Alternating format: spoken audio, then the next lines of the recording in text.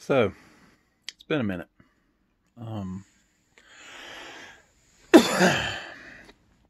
I really felt like I should make a video this morning, even though I don't really know what I should make a video about. Sorry, I rub my beard when I'm thinking or when I get nervous. It's an anxious tick of mine. See, maybe that's something I need to talk about. I'm an anxious guy. I suffer from depression, and I suffer from massive anxiety, especially when I get around strangers or large crowds of people that I don't know. And the people that know me know this about me, and they make accommodations for me whenever I'm going to visit with them or anything like that. But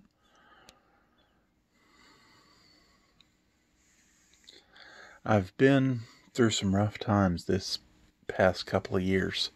I used to be really active online. And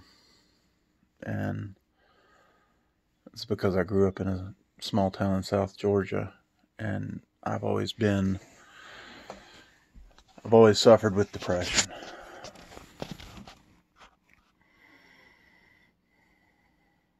I've been a big guy since I was about 14 or 15 years old. Not just a fat guy. I'm fat now, but I didn't always weigh 390 pounds. That's the other thing. I was 467 pounds about a year and a half ago, and I'm down to 393 the last time I weighed in.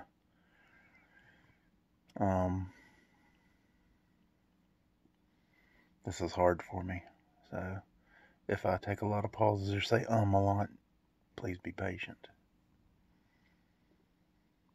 I get embarrassed really easily because of my size. I'm 6 feet 5 inches tall, and I have a nephew that's actually 2 or 3 inches taller than me.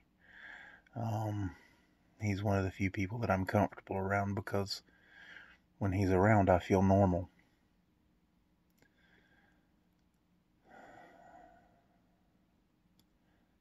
There are no ways to explain all the stuff that I've been through in a 10 or 15 minute video for the last couple of years. It's been hard, but I've been fortunate to have a family that loves me, even though family is some of the hardest thing I've had to deal with and live with. I'm a stay-at-home dad now. I used to work with computers, and I still work with them, for myself, and occasionally I'll have somebody call. I live in a small town in the South, and I live just above the poverty line. My wife has an excellent job, except it just doesn't pay enough. She's a teacher. So, as our fearless leaders, Spawn would call them, a loser teacher. And that hurts too.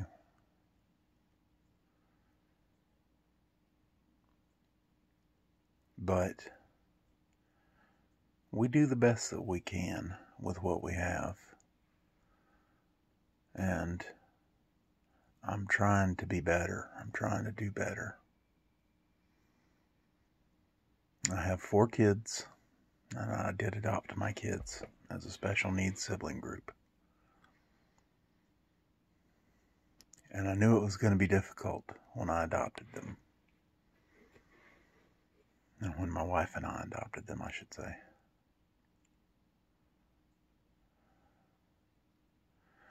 But now that they're teenagers, it's been rough.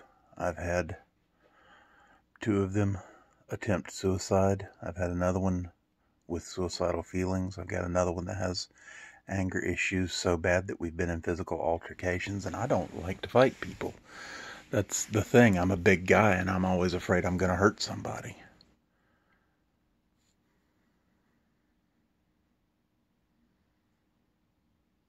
And there's a lot of pressure to be a good dad, especially in a world where it seems like good fathers are hard to come by. And that's all I know how to do anymore.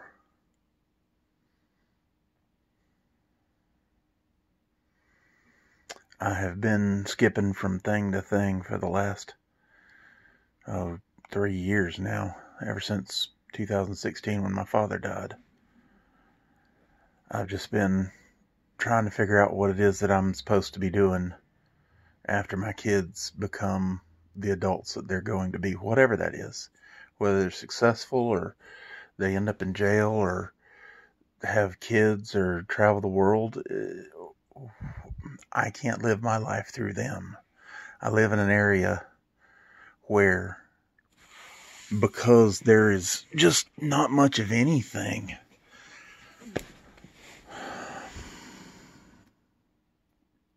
for entertainment other than bars, and you have to drive 20, 25 miles to get to the nearest play.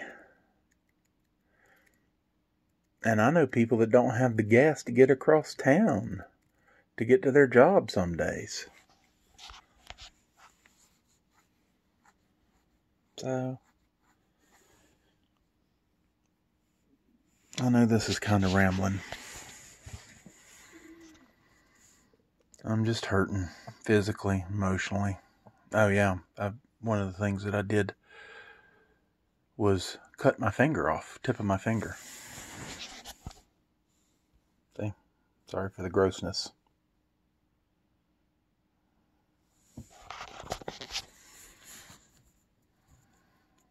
And you just gotta live with it. You gotta live with the hardness. You gotta live with the difficulty. You gotta live with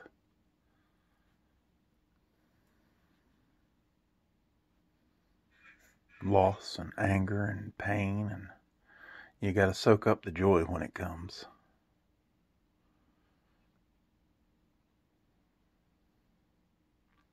You got to try and be joyful.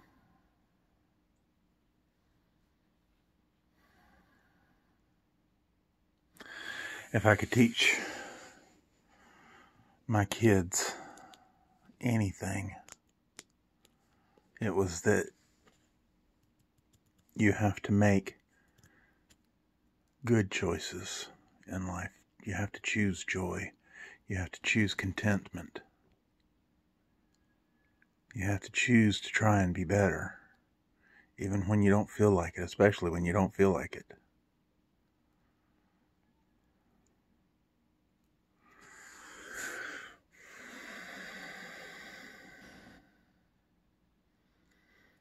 And it's difficult living with anxiety.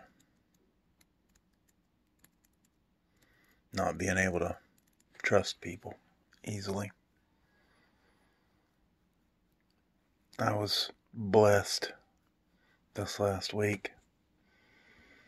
A buddy of mine, the Air Force vet, deals with schizophrenia. He has a worse time of it than I do. It's impossible for him to leave his house most of the time when he's having bad days. And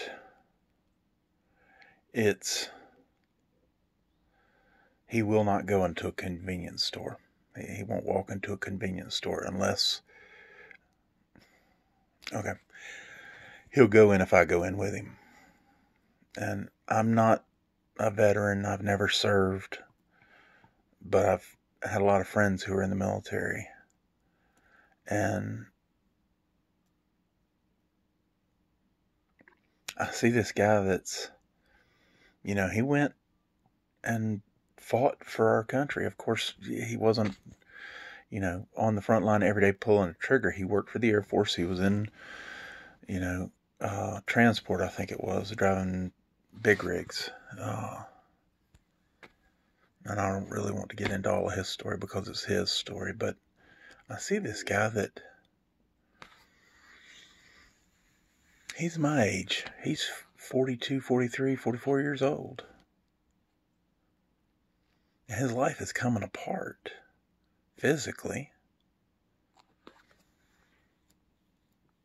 and mentally.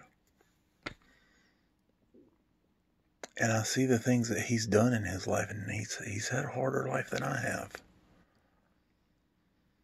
But the fact that he trusts me, and then I don't know of anybody else that can get him out and to go places, and I don't know why he trusts me.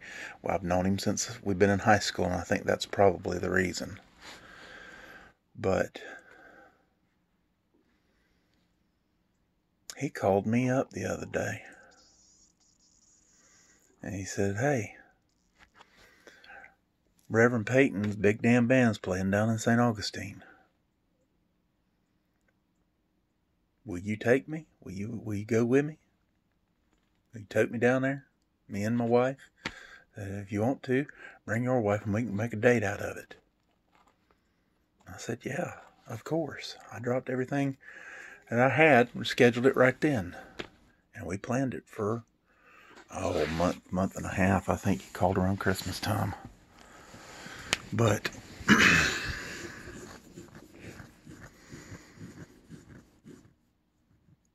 it was good to get out, to be with somebody that trusted me, that I can trust. And I don't have that. Of course, I trust my wife and my sister and my nephew and, the people that I rely on in my day-to-day to help me get through life. But those of you that have an open life, those of you that don't suffer depression, if you know somebody that has depression or anxiety or schizophrenia or bipolar, please remember that those people are not their affliction, and that their brain just works differently.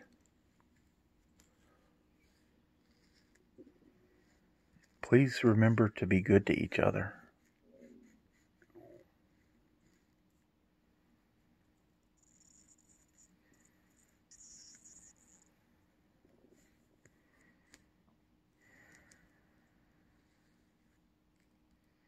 I don't know what else to say.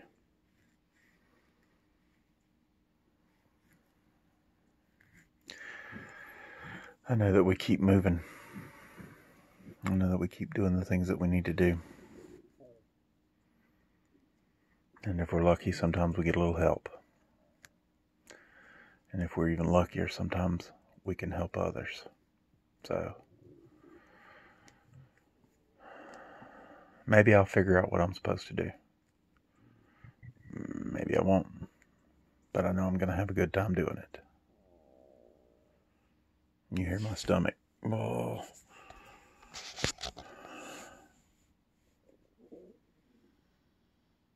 I don't want to go into what all my problems are. It's too shameful and it's too hard. I'm too private a person. I don't know that I can even upload this.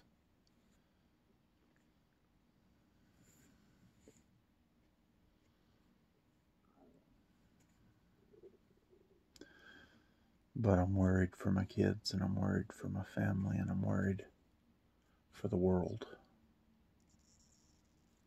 And I just felt like I needed to tell y'all to be good to each other, to choose joy,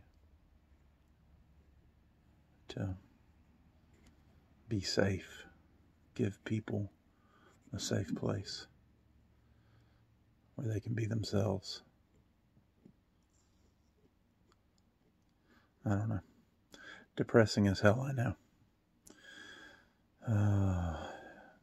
Loved Reverend Peyton's. So if you have a chance, I'm not affiliated with the band, but if you have a chance, give them a listen if you like blues. That man can play the guitar. Oh my God, he's got a brass guitar that he can just make it sing. My Jesus. So, y'all be good to each other. Y'all take care of each other. Be safe. Love you guys. I'll talk to y'all later.